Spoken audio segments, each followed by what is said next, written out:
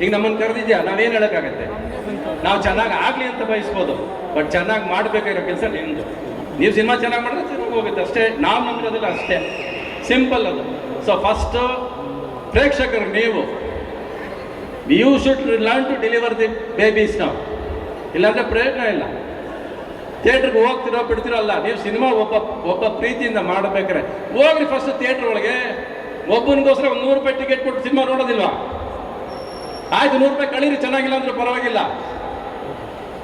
ಆಸೆ ಪಟ್ಟು ಸಿನಿಮಾ ಮಾಡೋರಿಗೆ, ಕನಸು ಕಟ್ಟು ಸಿನಿಮಾ ಮಾಡೋಕೆ ಒಂದು 100 ರೂಪಾಯಿ ಕೊಡೋಕ್ಕಾಗಲ್ವೇನ್ರಿ? ಯಾರ ಕೈಲಿ ಒಬ್ಬೊಬ್ಬರು ಪ್ರೇಕ್ಷಕರು ಕೊಡೋಕ್ಕಾಗಲ್ವೇನ್ರಿ? ಕೊಡ್ರಿ, ಒಂದಷ್ಟು ಸಿನಿಮಾನ ಗೆಲ್ಸ್ರಿ, ಏನು ಹೋಗಲ್ಲ, ಗಂಟೇನು ಹೋಗೋದಿಲ್ಲ. ಮೊಬೈಲ್ ಯಾವತ್ತು ಬಿಡ್ತಿರೋ, ಕಮೆಂಟ್ ಹಾಕೋದು, ಲೈಕ್ ಹಾಕೋದು ಬಿಡ್ತಿರೋ, ಅದು ಚೆನ್ನಾಗಿರುತ್ತೆ. ಫಸ್ಟ್ ಅಷ್ಟೇ, ಥಿಯೇಟ್ರ್ ಒಳಗೆ ಮಾತ್ರ ಮೊಬೈಲ್ ಹೋದ್ರೆ ಹೋಯ್ತು. ಬಿಕಾಸ್ ನೀವು ಸಿನಿಮಾ ನೋಡೋರು ಫಸ್ಟು ಒಂದು ರೀಲ್ ಸಿನಿಮಾ ಆಗಿರಲ್ಲ, ಲೈಕ್ ಸ್ಟಾರ್ಟ್ ಆಗ್ಬಿಡ್ತು, ಕಮೆಂಟ್. ಒಂದು ರೀಲಲ್ಲಿ ಏನು ಗೊತ್ತಾಗುತ್ತೆ ಸಿನಿಮಾ ಚೆನ್ನಾಗಿದೆ ಚೆನ್ನಾಗಿಲ್ಲ ಅಂತ? ಕಮೆಂಟ್ ಮಾಡೋದು ಮುಖ್ಯನಾ? ಪ್ರತಿ ಒಂದರಲ್ಲೂ ಕೊಂಕು ಕಂಡಿಡಿಯೋದೇ ಮುಖ್ಯನಾ ಎಲ್ಲರಿಗೂ? ಕೊನೆಯವರೆಗೂ ಸಿನಿಮಾ ನೋಡ್ರಿ, ಪ್ರೀತಿಯಿಂದ ಒಂದು ಸಿನಿಮಾ ನೋಡ್ರಿ. ಆಮೇಲೆ ಚೆನ್ನಾಗಿಲ್ಲ ಚೆನ್ನಾಗಿದೆ ಅನ್ನೋದು ನಮ್ಮ ಥಿಯೇಟ್ರ್ ಕಲೆಕ್ಷನ್ ತಾನಾಗಿ ಹೇಳುತ್ತೆ. ಅದು ಫಸ್ಟು.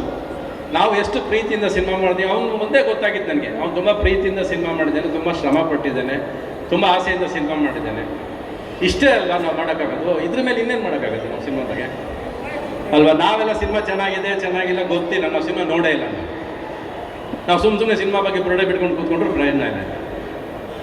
ನೀವು ಬನ್ನಿ ಮೇಡಮ್, ಇಲ್ಲಿ ಮೇಡಮ್, ಸರ್ ಬನ್ನಿ ಬನ್ನಿ.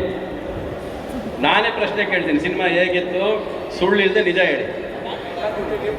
ಬನ್ನಿ, ನೀವು ಹೇಳಿದ್ರ ಅವ್ನು ನಿಮ್ಮನ್ನು ನಂಬ್ಕೊಂಡು ಏರಿಯಾ ಎಲ್ಲ ಮಾಡಿದ್ದಾನೆ. ಬನ್ನಿ, ಇವಾಗ ನೀವು ಇದು ಜವಾಬ್ದಾರಿ ನಿಮ್ಮ ಮೇಲೆ ಹಾಕಿದ್ವಿ ನಾವು. ಬನ್ನಿ.